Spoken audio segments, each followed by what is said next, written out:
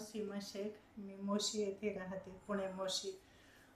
Actually माझं 2021पासून माझी कमरेची नस दबलेली होती आणि मी खूप त्रास होत होता. पण औषधोपचार, फिजिओ हे तेच चालू होतं. पण हे 2025 सप्टेंबरपासून अचानक ह्या डाव्या पायात एवढा त्रास सुरू झाला की मी उभासुद्धा राहू शकत नव्हते.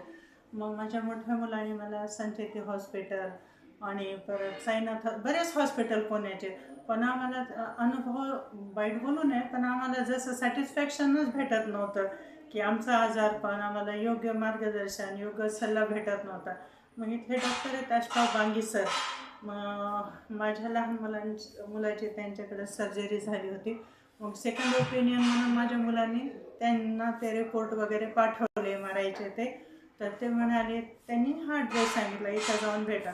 मग आम्ही पहिल्यांदा आधी आम्ही दुसऱ्या हॉस्पिटलमध्ये जाऊन आलो होतो ना, तर अक्षरशः मी पूर्ण खचले होते. त्याने खर्च जो सांगितला, मग डॉक्टरांनी ज्या पद्धतीने बोलले, म्हणजे ते एकदम माझं मॉरल डाऊन झालं होतं. मी आता संपले, म्हणजे हेच गृहीत धरून चालत होते. तर मग इथं आले. मग पहिली वेळ झाली निर्मल पाटील सरांशी.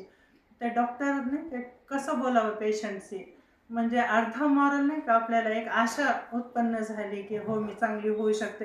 इतक्या चांगल्या प्रकारे त्यांनी मार्गदर्शन केलं.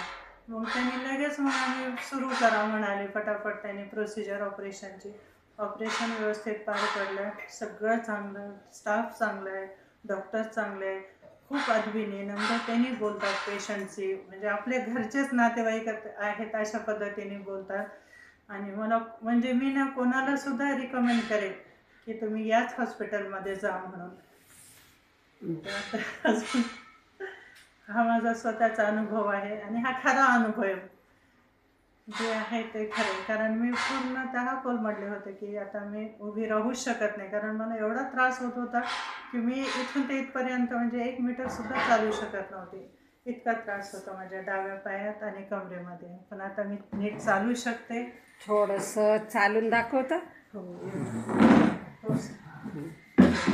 आधी ना असं चालायला लागले की अशी करायचे मी.